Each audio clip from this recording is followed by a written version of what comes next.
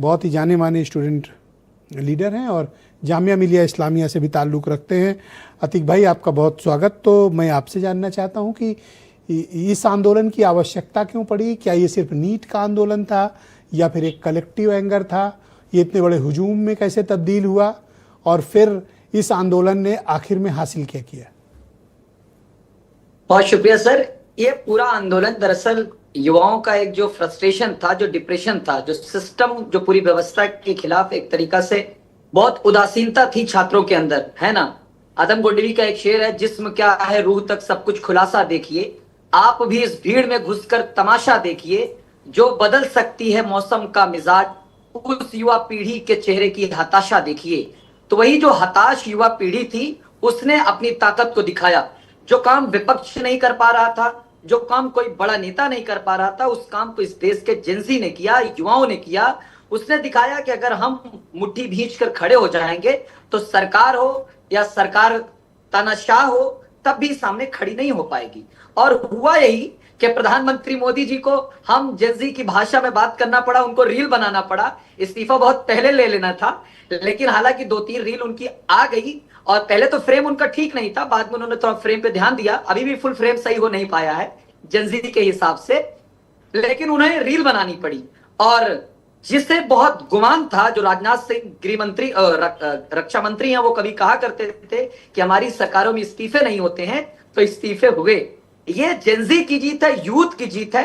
सड़क पर बिल्कुल वही के डॉक्टर राम मनोहर लोहिया का जो वाक्य है, उसे हम युवाओं ने बिल्कुल जमीन पर उतारा कि सड़कें अगर खामोश हो जाएगी तो संसद आवारा हो जाती है। तो हमने सड़कों को जिंदा रखा और संसद को आवारा होने से बचा लिया। अब विपक्ष भी छात्रों के मुद्दे पर पूरी तरीका से मुखर है और हमें खुशी है कि अब छात्र मुद्दा बन चुके हैं, एजुकेशन मुद्दा बन चुका है, और जो धर्म, जाति, नफरत, उन्माद का जो मुद्दा था वो पीछे जा चुका है। ये इस देश की एक बड़ी मोरल जीत है और जिस जीत का हम सब खुशी मना रहे हैं, लेकिन अभी लड़ाई बहुत बड़ी है। मैं 2-3 चीजें आपसे समझना चाहता हूं, क्योंकि हम लोग आपकी पीढ़ी से कनेक्ट नहीं है उतना जितना आप लोग आपस में कनेक्ट हैं। इस पीढ़ी ने जो डिजिटल अभियान छेड़ा और इस पीढ़ी ने जो जमीन पर उतरकर संघर्ष किया, दोनों में मैच नहीं खाता। लोग कहते हैं कि ये पीढ़ी आलसी है, 12 बजे तक सोती रहती है, इनको मुद्दों की क्या समझ, इनको तो बोलना नहीं आता, इनका आचार अलग है, विचार अलग है, इनके फूड्स अलग हैं, इनका पढ़ने का तरीका अलग है। फिर ये कैसे कलेक्टिवली एक साथ आए? और गांधीवादी तरीके से भी प्रदर्शन हुआ, हालांकि कुछ जगह वायलेंस भी हुआ, लेकिन जो डिजिटली कैंपेन स्टार्ट किया, ये कोऑर्डिनेटेड था या फिर स्वतः स्फूर्त था? सर एक्चुअल में जैसे कि लोगों में गुस्सा तो पहले से था, लेकिन अब चूंकि हर चीजें उतर आई हैं हमारे हाथ में, हमारी मोबाइल पे, इंटरनेट पे, हम कहीं पर भी होते हैं तो नोटिफिकेशन चेक करते हैं। तो सीजीआई की एक छोटी सी टिप्पणी, उन्होंने कभी सोचा नहीं रहा होगा, कई दिनों तक उनको नींद नहीं आई होगी कि मैंने कहां से कॉकरोच बोल दिया भाई।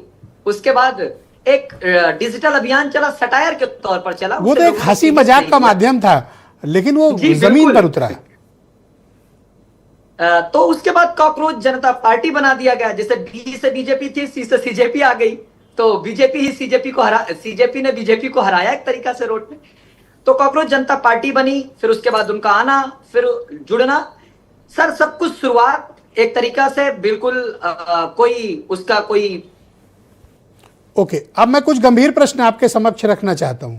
ये अभी सिर्फ एक हंसी मजाक का माध्यम है, ये एक बिखरा हुआ समाज है, या फिर कॉकरोच जनता पार्टी अपने को व्यवस्थित करके एक सुव्यवस्थित आंदोलन का केंद्र बनेगी?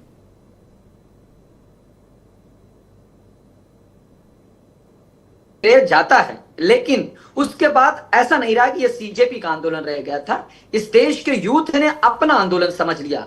पटना में तैयारी करने वाला छात्र, इलाहाबाद में तैयारी करने वाला छात्र, हर छात्र, चूंकि उधर पेपर देकर लौटता है छात्रों, ट्रेन में बैठा होता है तो पता चलता है कि पेपर लीक हो गया, घर नहीं पहुंचा रहता, तो गुस्सा सर बहुत ज्यादा था, फ्रस्ट्रेशन नेक्स्ट लेवल का था। तो इसलिए कॉकरोच जनता पार्टी एक महज मुद्दा थी। उसके बाद जब छात्र जुड़ने लगे स्वतः स्फूर्त, जब जेएनयू, डीयू, जामिया और इलाहाबाद विश्वविद्यालय, पटना यूनिवर्सिटी, पूरे देश के जब छात्र जुड़ने लगे ना, तब सरकार के हाथ पांव फूल गए। और जो 20 तारीख थी, जिस दिन संसद मार्च था, उस दिन जो कुछ हुआ, या उसके 1-2 दिन पहले जब सोनम वांगचुक जी को वहां से डिटेन किया गया, उसके बाद लोगों के आप अंदर इसको एक टर्निंग इमोशनल पॉइंट अतीक जी क्या मानते हैं कि ये टर्निंग पॉइंट क्या था? 19 तारीख या 20 तारीख, या वांगचुक जी को उठाया जाना, या संसद मार्च में उमड़े लाखों युवा?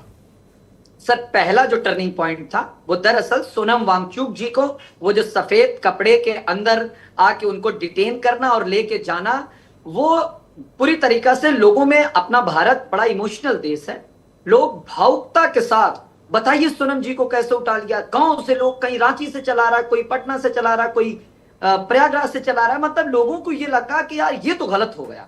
उसके बाद फिर जब संसद मार्च था, उसके 1-2 दिन में माहौल बहुत भयंकर बन गया। चूंकि हम लोग आंदोलन में जाते थे, शुरू में हमें लगता था यार बस चल रहा है, चलने दिया जाए, लेकिन जब सोनम वांगचुक जी को डिटेन किया गया, वो एक्चुअल टर्निंग पॉइंट था। मैं आपको बताऊं, 19 तारीख तक आप लोगों की ये पोजीशन थी कि प्रधान तो छोड़िए, पार्षद का भी इस्तीफा नहीं ले सकते थे, मतलब ऐसा प्रेशर नहीं बिल्टअप हुआ था। हाँ, मतलब बहुत फ्रैंकली मैं ये बात कह रहा हूं, मतलब उतनी लेकिन संगठित नहीं थे, 19 तारीख और 20 तारीख ने जबरदस्त बदलाव किया।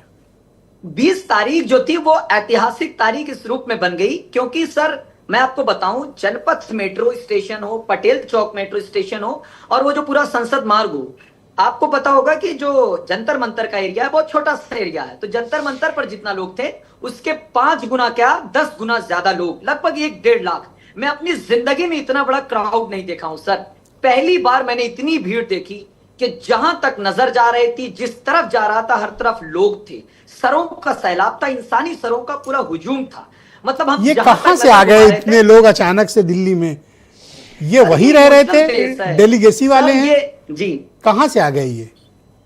पूरे देश के लोग सर आ गए। दिल्ली के अंदर जो भी तैयारी करते थे, मुखर्जी नगर में, विजयनगर में, वो चाहे मुनीरका के हों, चाहे जुलेना के हों, चाहे जामिया के हों, पूरे दिल्ली का जो छात्र था ना, उस दिन रुख कर दिया था। एक और अंतिम सवाल है आपसे, ये जो क्रिएटिव्स बनाए गए, खासतौर पर जैसा प्राइम मिनिस्टर साहब ने भी कहा, इंस्टाग्राम वाला विषय, ये कोऑर्डिनेटेड था या बच्चे अपने मन से बना रहे थे?